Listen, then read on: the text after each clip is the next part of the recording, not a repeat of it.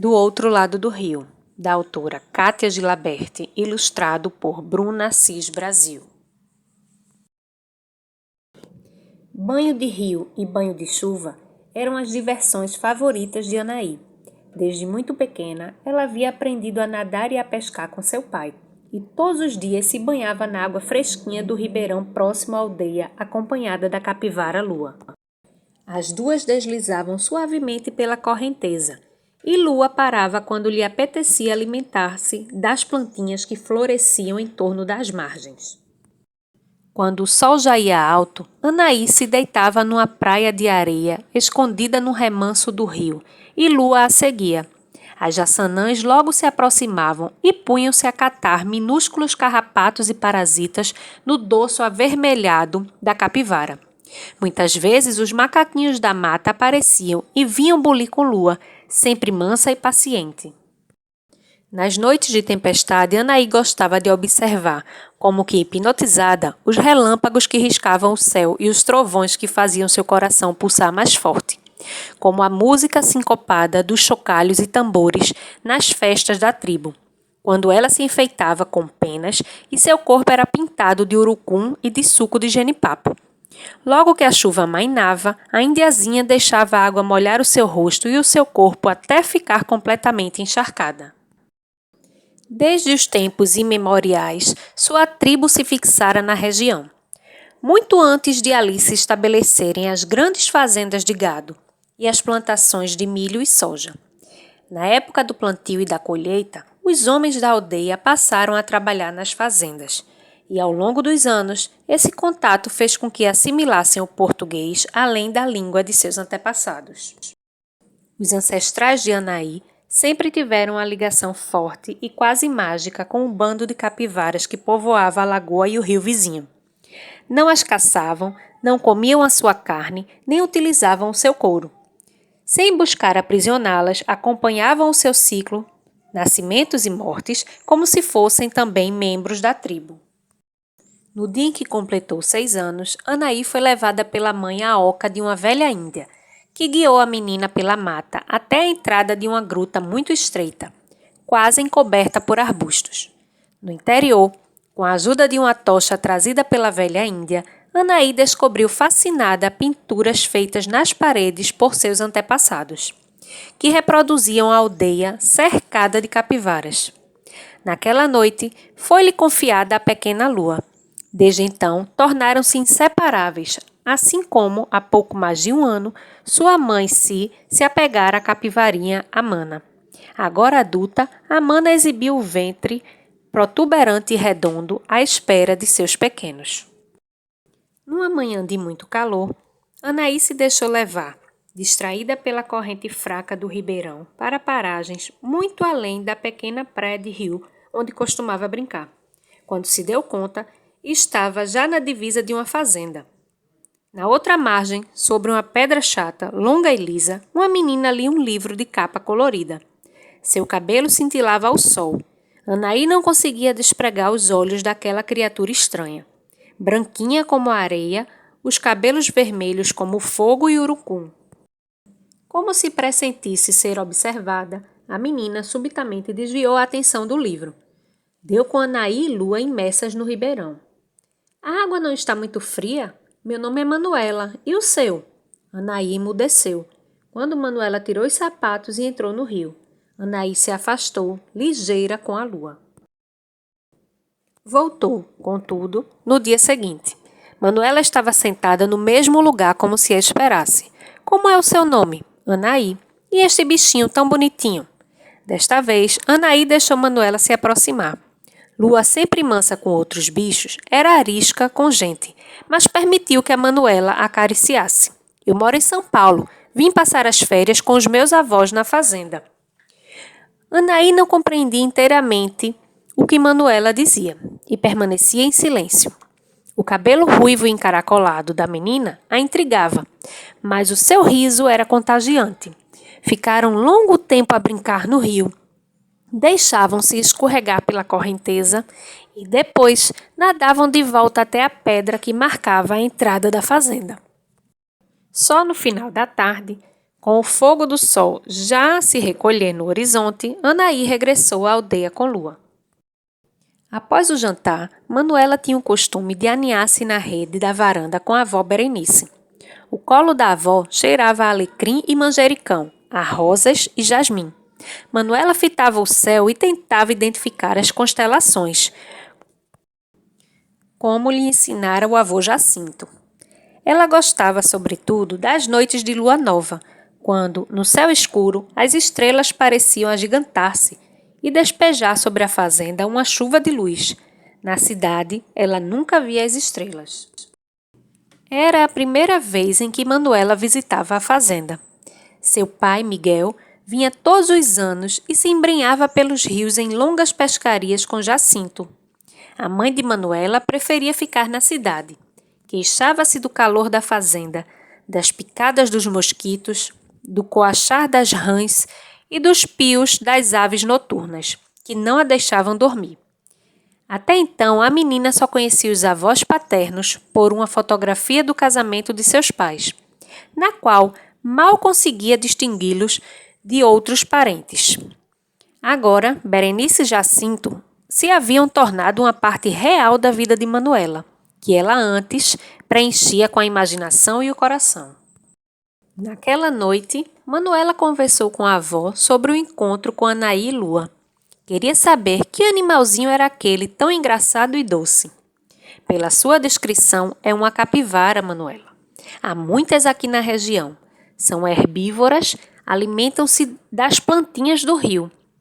Vovó, havia também um pássaro de perna comprida pousado sobre ela. Devia ser uma jaçanã. As jaçanãs adoram catar carrapatinhos no dorso das capivaras. A avó Berenice lhe contou também que Anaí provavelmente pertencia à tribo que vivia nas imediações da fazenda. O seu povo tem um apego especial às capivaras. Você sabia que a sua trisavó também era índia? Trisavó?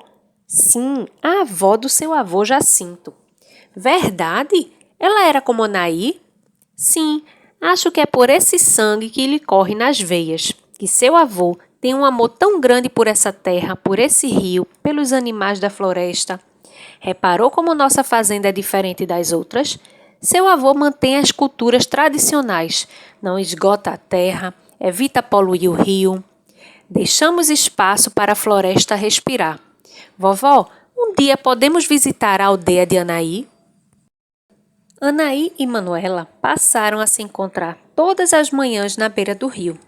Nadavam, brincavam com Lua e exploravam as trilhas na mata diante da fazenda.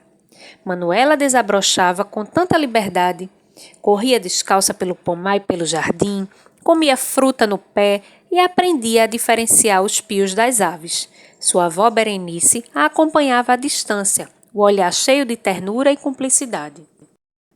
Em um dia de céu cinzento e carregado de nuvens, Anaí não apareceu no horário de costume. Manuela esperou, ansiosa, na margem do ribeirão. Já se preparava para retornar à fazenda, quando viu Anaí afobada aproximar-se. Manuela, ajuda Anaí! Manuela seguiu por uma trilha na outra margem do rio e depois por uma picada já em plena mata. Caminharam até uma lagoa. Deitada em um barranco, a mana, ofegante, sangrava. Lua estava ao seu lado e parecia querer confortá-la. Naqueles dias, o pai de Anaí e os outros homens da tribo trabalhavam em uma fazenda distante. Se acompanhara o grupo para lhes preparar as refeições. Quando Anaí ouviu os tiros de caçadores, correu até a lagoa, onde vivia o bando de capivaras, e deparou com a mana ferida. Espere-me aqui, disse Manuela. Vou buscar ajuda. Sozinhas não podemos fazer nada por ela. Manuela logo voltou acompanhada de 2 homens altos e morenos, muito parecidos um com o outro. Não tenha medo, Anaí. Meu pai e meu avô vão levar a bichinha até a fazenda. Lá poderão cuidar melhor desse ferimento. A mana era pesada. Miguel e Jacinto tiveram que carregá-la em uma padiola improvisada até o velho jipe que ficara estacionado na estrada de terra vermelha, ao final da picada na mata. Colocaram-na com cuidado na parte traseira, coberta por uma lona desbotada pelo sol forte, e seguiram para a fazenda. Manuela e Anaí retornaram lentamente pelo ribeirão com Lua. Berenice as esperava. Manuela, fique tranquila. Seu avô tem muita experiência em cuidar de animais. Ele está no galpão com seu pai. Vocês duas venham para a varanda comigo. Agora é esperar. A espera pareceu às meninas interminável. Nem o tacho de pamonhas fresquinhas, preparadas naquela manhã pela avó Berenice, foi capaz de destravar-lhes o apetite. Por que atirar num bichinho tão manso, vovó? Caçadores matam alguns animais pela pele, outros pela carne, mas às vezes matam apenas por matar. Quando o avô Jacinto saiu do galpão, Manuela, ansiosa, interrogou-lhe com o olhar. Ela vai se recuperar, Manuela. O tiro atingiu uma das patas traseiras e ela perdeu muito sangue. Está prenha e pesada, por isso estava tão ofegante, mas é forte, vai resistir.